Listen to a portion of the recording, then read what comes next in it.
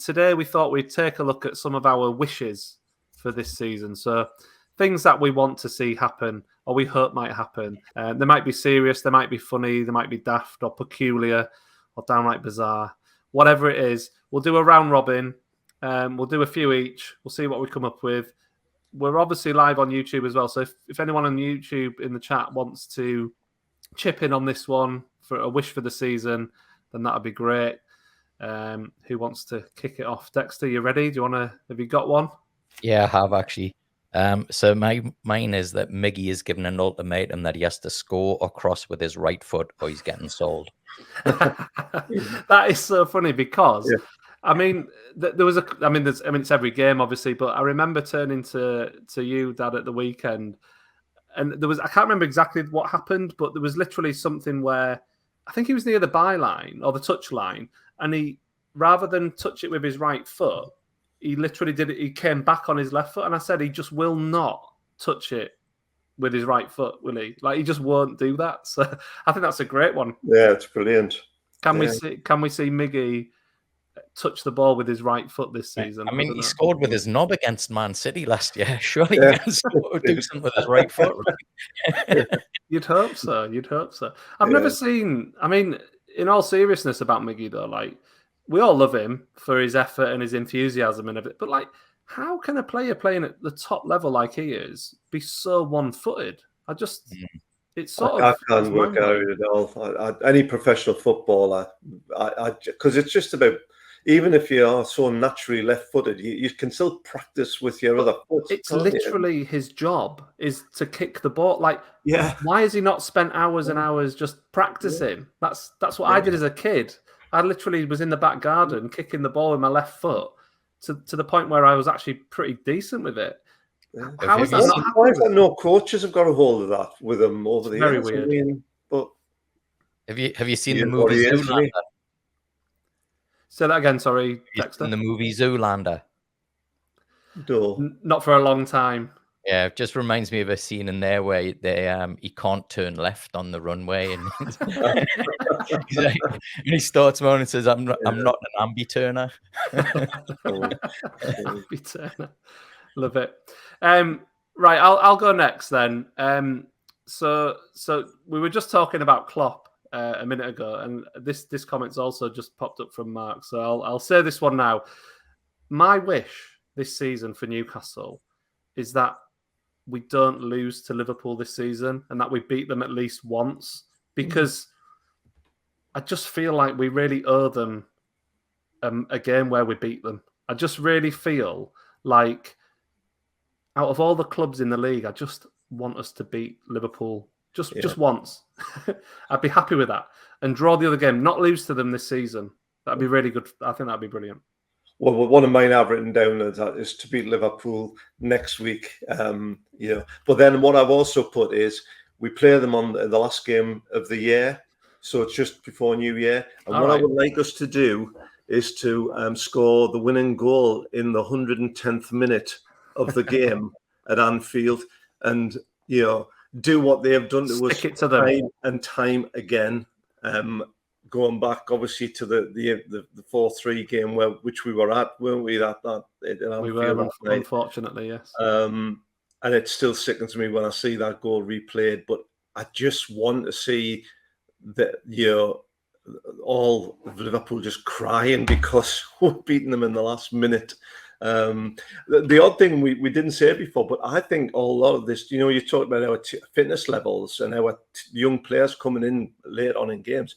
I think a lot of this additional time that is added on will actually benefit us more than it'll benefit a lot of other clubs. Because we're so intense. We play with high intensity right until the end. I agree with that. I think we'll score tons of goals this season, and like Dexter was saying earlier, we'll score a lot of them in the last 10-15 minutes of matches, like we did against Villa. Yeah. Well, on the subject of goals, what I've said is I want to see Callum Wilson and Alexander Isak score a hat-trick.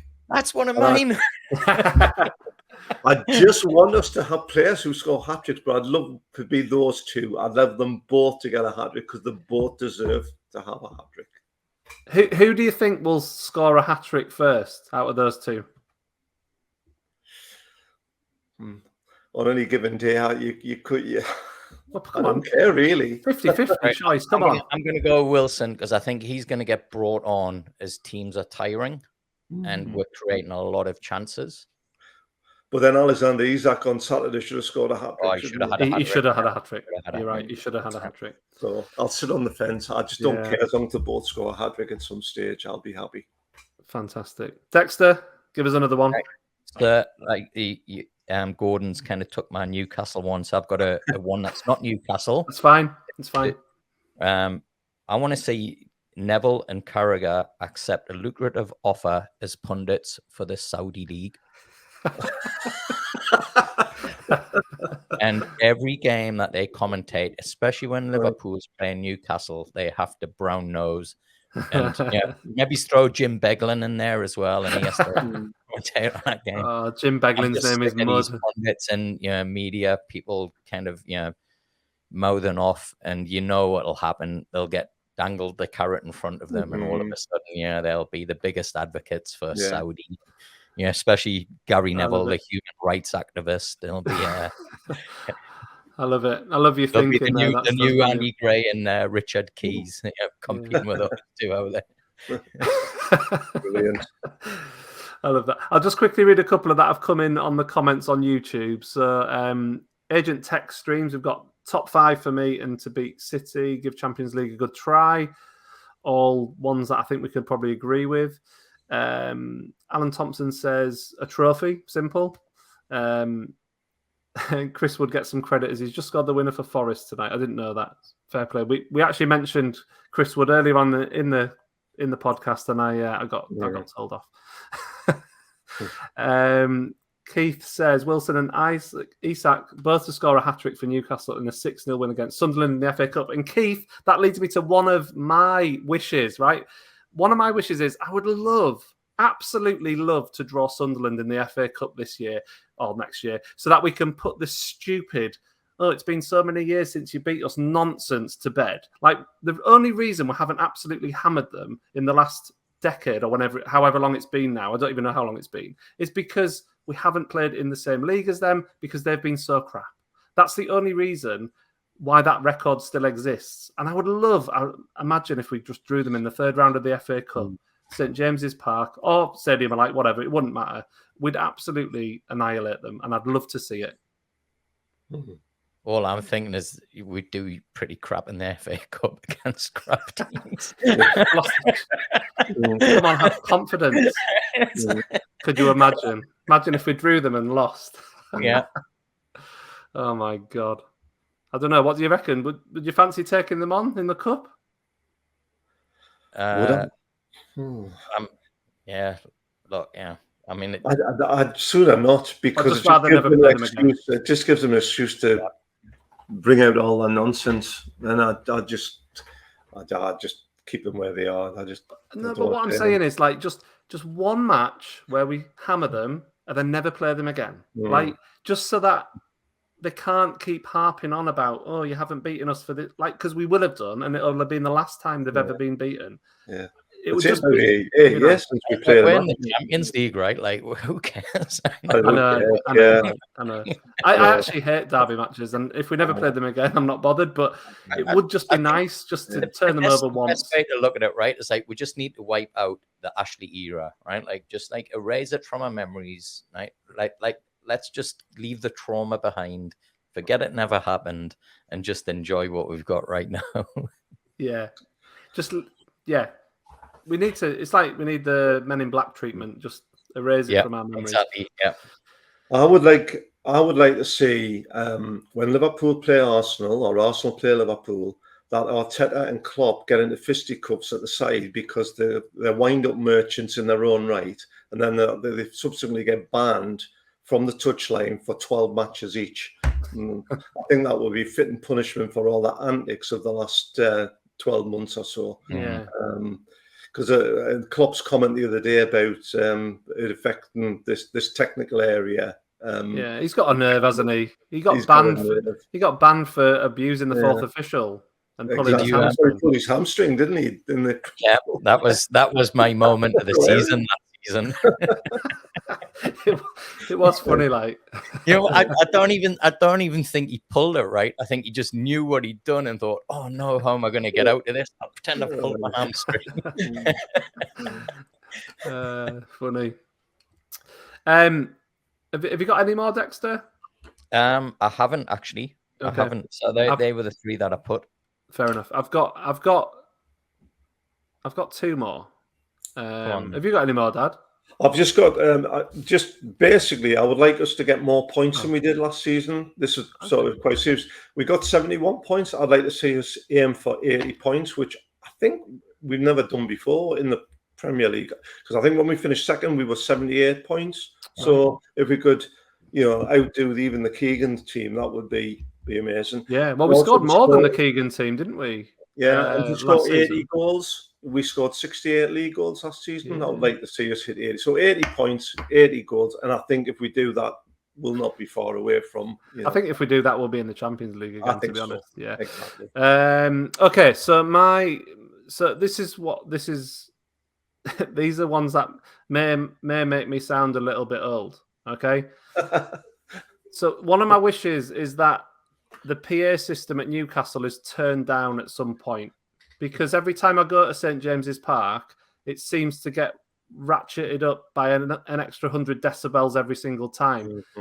It's just ridiculously loud. And on a more serious point, can we just let the atmosphere at the end of the game be natural rather than blare music out right at the end of it? Because that seriously does annoy me. That we can't just, like, the music is on instantly once the whistle's gone, and that I find that irritating. And the other one, on that one, I really agree with you on that one at the end of the game. Just let the roar of the crowd and us have the celebration instead of playing music. Yeah. Jeez, lads, you want to try getting up at 2 a.m. on a Sunday morning or 3 a.m. on a Monday morning to watch the game? Listen, you don't know what it's like at the moment in that ground. Just wait till you come and visit. Plugs in, eh? Take some of your defenders and put them in, and you can enjoy that. Big pair of those ones, yeah. And then my last wish for the season is this. When did every chant that we sing become a full song with verses and choruses? Like, I don't know about you, maybe it's an age thing, but it's very, like, a lot of them are just, I can't grasp them. Like, they're too complicated. They're too fast. People sing them too fast for a start. Like, that's a trend that's happened over the last 10, 15 years that I don't get. But, like, they're always like a full chorus and verse effort. Like, what's wrong with just a simple kind of like, United, like, that's gone. And now it's like we've got full parodies of songs being sang as chants. And it's like, some of them are good, but a lot of them aren't. And some of them are really hard to pick up the words unless you're singing them all the time. Do you know, on that United thing, if you've ever watched, and I think I mentioned this to you, Ian, but the FA Cup semi-final in '74 against Burnley at Hillsborough, if you ever just watched the YouTube, and it's Brian Moore commentating, and but you listen to us after we score, and it is just that chant of United, and it is absolutely so loud. It is amazing, and I was part of it. I mean, I was in amongst it that day, and it just comes across so unbelievably fantastically simple and yet loud and to the point. And I just love it, and I think you're right. Some of these modern chants are actually too complex. Like, I will give people credit. Yeah, you mentioned that. I don't think I've ever heard Toonami chant when I've been watching on the TV. It's really rare these days. Yeah, honestly, it is really rare. And like, to be fair, some of the chants are quite clever and quite funny, but they're not like really catchy for a crowd to get on. Like, if you want mass participation at St. James's Park with chanting, which some people are desperate for, we all want a great atmosphere. Singing like a full verse of a song is, in my opinion, is not the way to go about that, because it just excludes people who can't pick up on the words. Yeah, Magic Hat song. I don't even know what the tune is. Which one? Bruno's Magic Hat song. I don't even know what the tune is. let alone the words. Oh, is that from like? Yeah, I'm trying to think what tune it is. Is it My Old Man's Adjustment? No, no. I don't know. Somebody will tell. Somebody will tell. Well, then it's clearly not a good chant, right? No.